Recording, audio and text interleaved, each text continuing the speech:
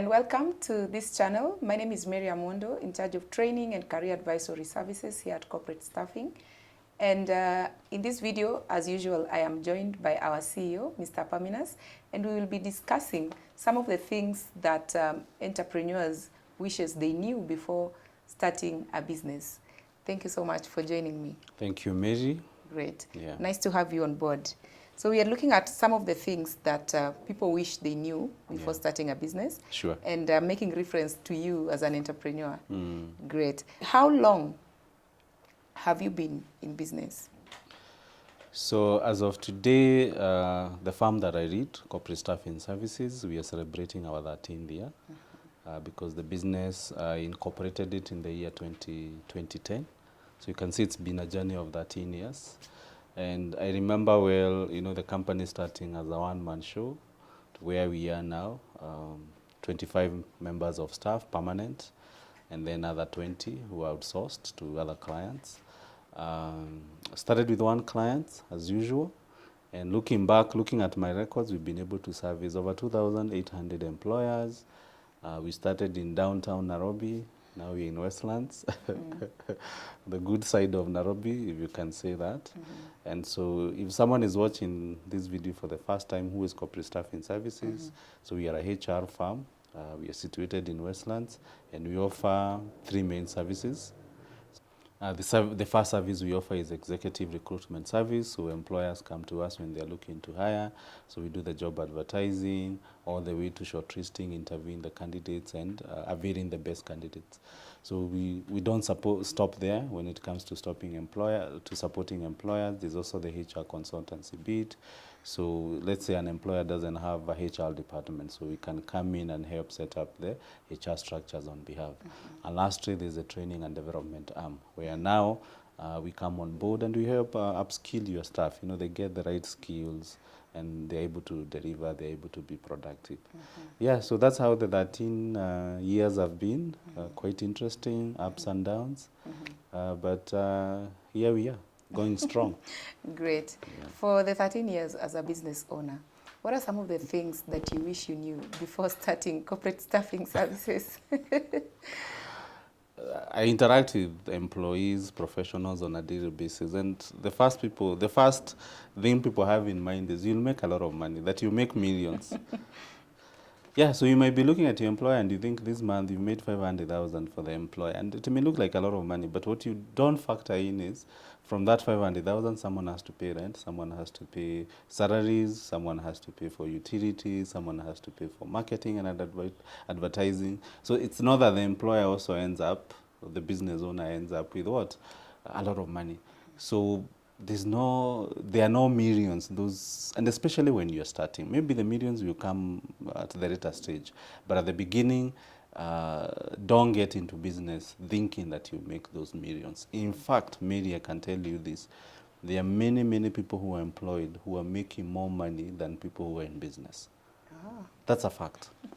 I know people who make maybe 300,000 net, people who make 1 million shillings net, and they are far ahead of business people who call themselves business people. That's a reality.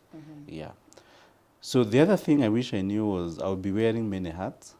Again, when you're employed, so for example, for you, it's you're in the training department. But if you're on your own, if you're employed, you have to take care of finances. You have to take care of marketing. You have to take care of technology. So even if you don't have an interest or passion in a topic or subject, for you to succeed as an entrepreneur, those are things you can't ignore. You cannot wake up and say, me, I don't like dealing with people, so HR is not my issue. You have to learn 1 or 2 things. You don't have to be an expert, but even if you've hired someone in that department, you still have to get interested. Yeah. The other thing is obviously the ups and downs. Business, there's no certainty. Today you might be at your peak, things are comfortable, things are working, you're getting clients, the members of staff you have are productive, and tomorrow something happens. And a good example is COVID. When I reflect looking back, January we had all these good plans, and we were aiming for the best, but then 3 months later, the whole world shut down. And you have bills to pay, you have staff, it's not their fault. What do you do? Yeah, so that also that bit of certainty. Yeah. Then closely related to that is that the ability of you to focus and be persistent. That's what will see you through.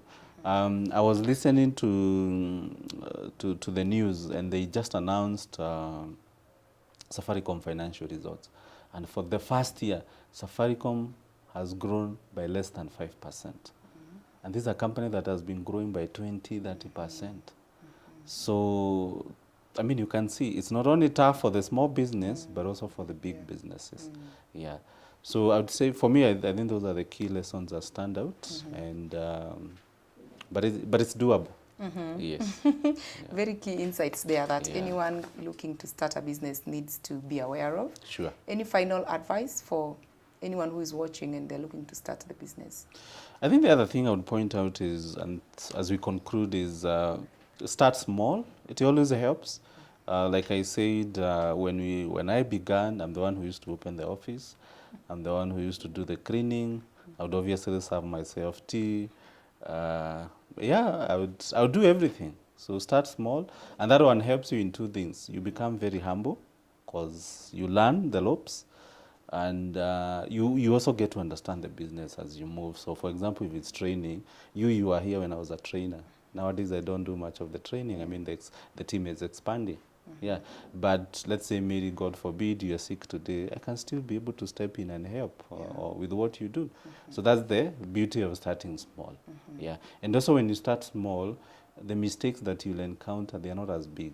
So for example, Mary, today if you go and you got 1 million shillings from the bank as a loan, and you come and you want to expand your side hustle, uchomeke, as we say in Kenya, that 1 million shilling, is it a small amount? It's not, and you may not recover. Yeah, but if you come, instead of going for 1 million shillings, you get a 50,000 loan, you're able to pay that, or even if you make a mistake, if your ability was to get 200,000, you can still go back and maybe get some more amount. So starting small is important. Then don't be afraid to test. There's no certainty in business, and it doesn't matter how many years you've been, there'll always be surprises. So for example, we started, the company we initially started with recruitment, which we did for 5 years without doing any other service. Then gradually we moved to the other service. So training, we started with one training, now we offer a couple of trainings. Yeah. After that, now we started with HR consultancy, which we started with one client, now we've expanded, we are trying to grow. So as you can see, start small, test, and it will make a difference. And also, like I said, it also helps to have a support system.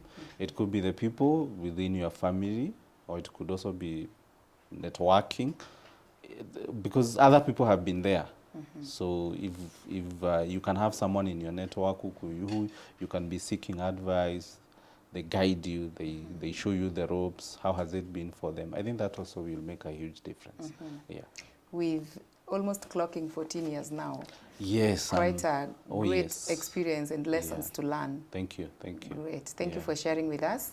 As you have heard, if you're looking to start a business, indeed, there are few lessons that you need to learn from people who have been on the same path before. And this channel, we purpose to bring you up to speed with some of the insights into which you can be able to start your own business as an entrepreneur. Feel free to click on the like button, like the video, subscribe, share with us your own insights, and we look forward to educating you more into getting into the business space. Thank you so much, and see you in the next video.